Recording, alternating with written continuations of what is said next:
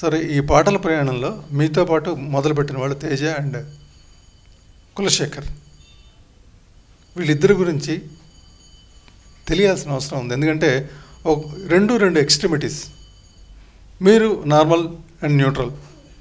ఆ ఎక్స్ట్రీమిటీస్ గురించి ఈ ఎక్స్ట్రీమిటీస్ గురించి మీరు కాంట్రవర్సీ అనుకున్నా తెలియాల్సిన అవసరం ఉంది. ఎందుకంటే జనరేషన్ కొంతమంది సెలబ్రిటీస్ని దృష్టిలో పెట్టుకుని వాళ్ళు తీర్చిదిద్దుకుంటారు తమ జీవితాలని.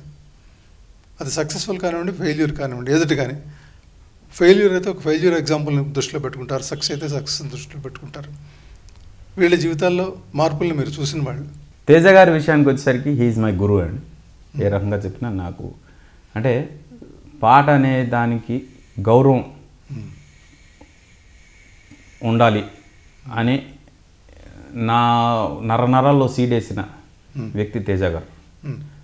అందుకు నా సినిమాల్లో పాటలు ఏవి కూడా ఆ గౌరవానికి తగ్గకుండా చేసే ప్రయత్నం చేస్తున్నాను. నేను వరకు ఏ పాట చేసిన గౌరవం అంటే ఏంటి, పాట సినిమాలో నడుస్తున్నప్పుడు ఆ పాట తప్ప, ఆ పాట లేకపోయినా సినిమా నడుస్తుంటే ఆ పాట అవసరం లేదని చెప్పే ఒక గౌరవం. అవునండి. ఎందుకంటే అవసరం లేని పాటను పెడితే ఆ పాటకు మనం గౌరవించినట్టే అని నా ఉద్దేశం. అవును, ఇవాళ పాటలు ఖరీదైన ఇంటర్వెల్స్. అవును, నిర్మాతల డబ్బులతో మనం తీసుకుంటున్న ఇంటర్వెల్స్. అలాంటి పరిస్థితి రాకూడదు. పాటకి సిచ్యువేషన్ ఉండాలి, ఆ సిచ్యువేషన్తో కథ చెప్పాలి, కథ చెప్తూ ఆడియన్ని కొంత ఇన్ఫర్మేషన్ ఇవ్వాలి ఆ పాట ద్వారా అని చెప్పే ప్రయత్నం తేజ గారు నాకు నేర్పించిన ఫస్ట్ లెసన్ అది. అలా నేర్పించిన గురువు దగ్గర నుంచి ఆయన లొకేషన్లో నేను ఆల్మోస్ట్ ఆయన షూటింగ్లు అన్నీ రెగ్యులర్గా వెళ్ళి అటెండ్ అయ్యి చూస్తూ ఉండేవాడిని. కాబట్టి ఈరోజు డైరెక్షన్ నేను ఏమాత్రం చేయగలుగుతున్నానంటే because of the observation that I done with him. నేను ఎవరి దగ్గర అసిస్టెంట్గా చేయకపోయినా ఆయన షూటింగ్స్లో నేను చేసిన అబ్జర్వేషన్ ఏదైతే ఉందో దానివల్ల ఈరోజు నేను హ్యాండిల్ చేయగలుగుతున్నాను ఓ డైరెక్టర్గా. ఆ రకంగా కూడా హీఈస్ మై గురు. ఏ రకంగా చూసినా, ఈవెన్ లైఫ్ ప్లానింగ్ విషయంలో కానీ ఏ రకంగా చూసినా హీఈస్ మై గురు. అదే లైఫ్ ప్లానింగే చెప్పాలి ఇప్పుడు మీరు, ఎందుకంటే ఆయన లైఫ్ ప్లానింగ్కి మీ లైఫ్ ప్లానింగ్కి చాలా తేడా ఉంది. యా, అంటే తేజ గారి విషయానికి వచ్చేసరికి ఏంటంటే he has seen all the peaks అండి యాజ్ ఎ డైరెక్టర్. అండ్ నేను మ్యూజిక్ డైరెక్టర్గా ఎంత పీక్స్ చూసాను తెలియదు, కానీ డైరెక్టర్గా ఆయన చాలా పీక్స్ చూశారు. ఆ పీక్స్లో ఆయన దగ్గరికి కాలర్ మీద ఒక అబ్బాయి, మీరు కనుక నాకు అవకాశం ఇవ్వకపోతే, నాకు అవకాశం ఇవ్వనందుకు నేను ఆత్మహత్య చేసుకుంటున్నాను, నా ఆత్మహత్య కారకుడు తేజ అని కాలర్ కింద రాసుకుని ఒక అబ్బాయి మా ఆఫీస్కి వచ్చాడు అవకాశం కోసం. వస్తే అంటే అద్దంలో చూసుకుంటే ఎవరికి వాళ్ళు గొప్పగా అనిపిస్తారు, కానీ గొప్పోడే సినిమాలో ఉండాలని రూల్ లేదు. గొప్పోడు కానివాడు కూడా ఆ కథకి సూట్ అయితే ఉంటాడు. అయితే తేజ సినిమాలో నేను డెఫినెట్గా హీరోగా అయిపోవాలని వాళ్ళు ఊరు వదిలేసి డైరెక్ట్గా ఇచ్చేసి చేస్తే, అంటే వచ్చిన వాళ్ళందరికీ మనం అవకాశం ఇవ్వలేంగా. ఆ రకంగా తను సరే ఫోటోలు ఇచ్చి వెళ్ళిపో ఇది అది అంటే వాడు వార్నింగ్ ఇచ్చాడు, మీరు అవకాశం ఇవ్వకపోతే చూడండి ఇక్కడ రాశాను, నేను ఇప్పుడు సూసైడ్ చేసుకుని వెళ్తున్నాను.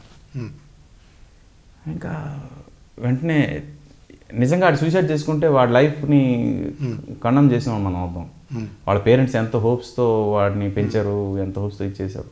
వాడు కేవలం ఒక తేజ అనే ఒక వ్యక్తి మీద ఆశపడి తన జీవితాన్నే పణంగా పెట్టడం ఎంతవరకు కరెక్టు.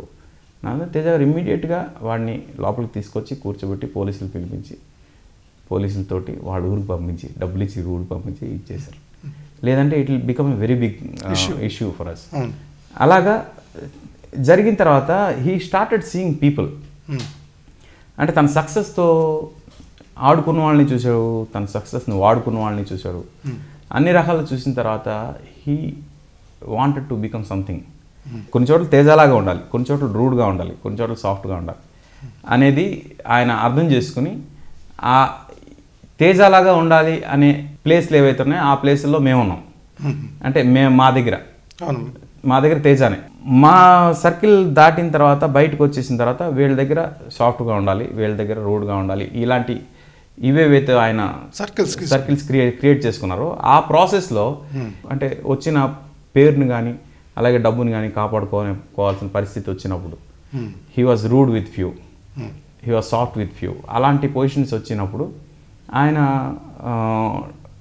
కొన్ని ఎంజాయ్ చేశారు రూడ్గా ఉన్నప్పుడు. తర్వాత ఆయన ఎలా చెప్పేవాళ్ళంటే కాంట్రవర్సీస్ ఉంటే the satisfaction level is different అనేవాళ్ళు. అదే దాని గురించి చెప్తున్నా. ఆయనకి టెన్షన్లు కావాలి. టెన్షన్లు ఉంటే ఆ టెన్షన్ మధ్యలో బతికితే ఉండే సాటిస్ఫాక్షన్ లెవెల్ వేరే ఉంటుంది. ఏమి లేకుండా మీలాగా సాఫ్ట్గా జస్ట్ లైక్ దట్ లైఫ్ వెళ్ళిపోతుందంటే ఆ లైఫ్లో ఏం థ్రిల్లే ఉండదు అని చెప్పేవాళ్ళు నాకు. అలాగా కొన్ని విషయాల్లో కాంట్రవర్సీస్ ఆ థ్రిల్స్ తీసుకుని వాటిని ఫైట్ చేస్తూ ఎంజాయ్ చేసిన తేజాని కూడా చూసాం. అంటే మీరు నెగిటివ్ సైడ్ ఆఫ్ తేజ గురించి చెప్పమన్నారు కాబట్టి. అంటే ఇక్కడ నా ఉద్దేశం ఏంటంటేనండి, ఆయనకి కించపరచాలని కాదు, తెలియకుండా వచ్చిన వాటిని ఎదుర్కోవడం వేరు, కావాలని క్రియేట్ చేసుకోవడం వేరు. నాకు తెలిసినంతవరకు ఆయన కావాలని క్రియేట్ చేసుకుంటున్నాడేమో అని కూడా అనిపించింది. అది లేకపోతే ఉండలేని పరిస్థితి. ఇట్స్ ఏ డ్రగ్ అడిక్ట్ లాగా టెన్షన్ అడిక్ట్ అయిపోయారేమో అని. అంటే కొన్ని సందర్భాల్లో కొంతమంది వ్యక్తులు మన దగ్గరికి చేరినప్పుడు వాళ్ళ ద్వారా వచ్చే టెన్షన్స్ని మన టెన్షన్స్గా తీసుకుని అవి కావాలని తీసుకునే పరిస్థితి వచ్చిన అవసరాలు రెండూ వచ్చాయి తేజారికి. అలాగ కొంతమంది వ్యక్తులు ఆయన దగ్గర చేరినప్పుడు ఆ వ్యక్తులే టెన్షన్స్ అయ్యారు తర్వాత. అది కావాలని తెచ్చుకున్నట్టే అని నా ఉద్దేశం. బట్ డెఫినెట్గా అది తర్వాత ఓవర్కమ్ అయ్యారు.